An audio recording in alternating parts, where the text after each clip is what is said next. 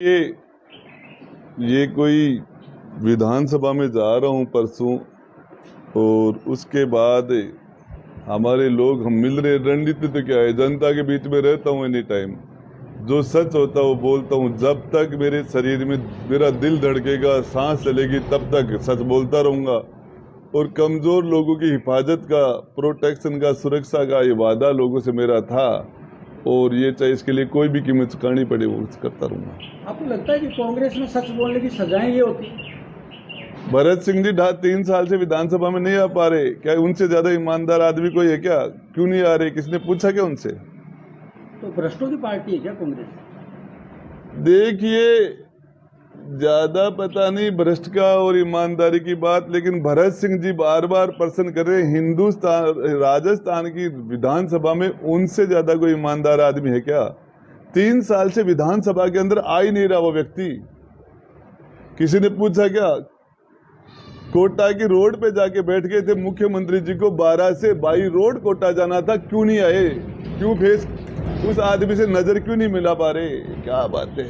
तो क्या लगता है आपको कि कांग्रेस इस तरीके की रणनीति पे चलेगी तो क्या विधानसभा में प्रदर्शन हो पाएगा? क्या आपका वो फॉर्च्यूनर का बयान है वो तो वो जाने, लेकिन मैं जहां तक है कि हम महिलाओं की हिफाजत नहीं कर पा रहे। मेरे दूल्हे और दुल्हन को एक साथ गोली मार दी गई मेरे यहाँ रोज हमारे यहाँ महिलाओं के साथ दुष्कर्म की हत्याएं हो रही हैं। और हमारे राजस्थान की विधानसभा की माननीय सदस्य वो दिव्या मदेरणा जी ने कहा कि मेरी जान को खतरा है, मुझे बचाइए, और उसके बाद में उन पर हमला हो जाता है और वहाँ पुलिस नहीं पहुँचती और बड़ी मुश्किल से लोग उनको वहाँ से निकालते हैं। कहाँ है इसके? तो ये पुलिस का क्या मानते हो, रोल क्या होना चाहिए, क्या हो गया? पुलिस का काम तो है FIR लिखने के पैसे लेती है, नाम काटने के पैसे लेती है, मुकदमे में FIR लगाने के पैसे लेती है, और वो तो मोटरसाइकिल वालों से, गाड़ी वालों से, रात को उनको तो बेचारों को मंथली लेने में, और उसी में उनको टाइम नहीं मिलता। मुख्यमंत्री जी को अपनी कुर्सी बचाने में टाइम नहीं मिलता, तो फिर ये जनता का क्या होगा? तो सर, आप जैसे कांग्रेस का आप बर्खास्त आपको मंत्री से कर दिया है, आगे आपका चुनाव को लेकर के कौन सा दल प्राथमिकता रहेगी? साहब, कोई दल नहीं है। मैं तो आपको बताऊं, ये जनता जो कहती है वो कर लेता हूँ। 3 चुनाव इस जनता ने उदयपुर वाटिका ने हमें विधानसभा में भेज दिया, कोई दल वल नहीं था, और ये जनता चाहेगी तो चले जाएंगे, नहीं यहाँ जब तक जिंदा रहूंगा यही करता रहूंगा। इसके अलावा और कोई काम मुझे आता ही नहीं है। पिछले दिनों ओवैसी से भी आपकी मुलाकात हुई, क्या मायने समझ रहे हैं? देखिए, हिंदुस्तान में बेस्ट पार्लियामेंट्रियन है वो, और जाके दुनिया के सबसे बेस्ट से बेस्ट इंस्टीट्यूट में वो बैरिस्ट्री करके आया है। और यदि कोई भी लोकतांत्रिक तरीके से कोई नेता चुन के आता है लोकसभा में, 1 बार नहीं, 2 बार नहीं, 4 बार, तो उस नेता से मिलने में कहाँ दिक्कत है? मैंने किसी आतंकवादी से तो कोई मुलाकात की नहीं। लोकतांत्रिक तरीके से जीत के आते हैं, अपने लोगों की बात उठाते हैं, उससे हम विधानसभा में, लोकसभा में नेता आपस में मिलते रहते हैं। इसका क्या है? सर, ये जो वातावरण चल रहा है, इससे कांग्रेस का सरकार का रिपीट का जो दावा गहलोत जी कर रहे हैं, क्या मानते हो? गहलोत जी कभी रिपीट कर पाए थे क्या?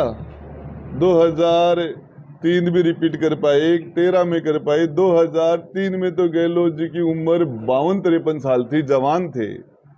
उस टाइम उनसे रिपीट नहीं हुआ, फिर 63 साल की उम्र में रिपीट नहीं हुआ, तो अब तो गहलोत जी 73 के हो रहे हैं। तो अब रिपीट वाला तो मामला तो अब है, बाकी जनता जनार्दन है। अच्छा, क्या लगता है कि रिपीट के लिए कांग्रेस को क्या फार्मूला देना चाहेंगे अगर आपसे पूछे तो? भाई, महिला सुरक्षित नहीं है, बहन बेटियां सुरक्षित नहीं है, किसानों के ऊपर जो है हमारे किसान, उनके लिए काम करो, मजदूरों के लिए करो। रोज RPSC में पेपर आउट हो रहे हैं। एक गांव में 200 थानेदार बन जाते हैं, बाकी लोग बन ही नहीं पा रहे। वो लोग तैयारी कर रहे हैं, पेपर आउट, लोग 2-2, 4-4, 5-5 साल तक तैयारी करते हैं हमारे यहाँ, और उसके बाद में वो एक बार नहीं। RPSC का मेंबर जो मुख्यमंत्री की कलम से मेंबर बनता है, वो पेपर बेचता है, लाखों में पेपर की रेट लगती है।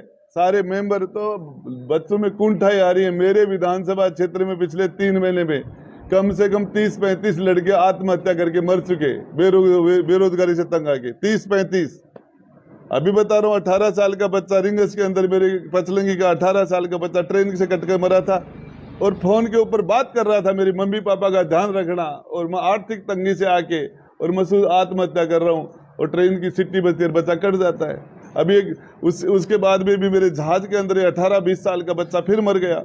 रोज बच्चे आत्महत्या कर रहे हैं। क्या बात करते हो, हमें शर्म की बात है। तो क्या लगता है कि सचिन पायलट का अब क्या रोल मानते हो आप? सचिन पायलट के लिए काफी पिछले दिनों से उसके साथ थे उनके। तो साहब मैं इसकी परवाह नहीं करता, मेरे कौन क्या रोल करता है क्या नहीं। पायलट साहब मैं जहाँ तक समझता हूँ उन्होंने बिहार के अंदर, यूपी के अंदर, राजस्थान के अंदर, राजस्थान से बाहर कांग्रेस के लिए मीटिंगें की हैं, कांग्रेस के लिए खून पसीना बहाया है।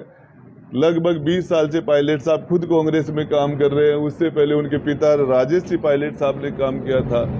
अब वो आदमी 21 सीटों से आपको 99-100 सीट कर देता आपकी, तो वो तो निकम्मा।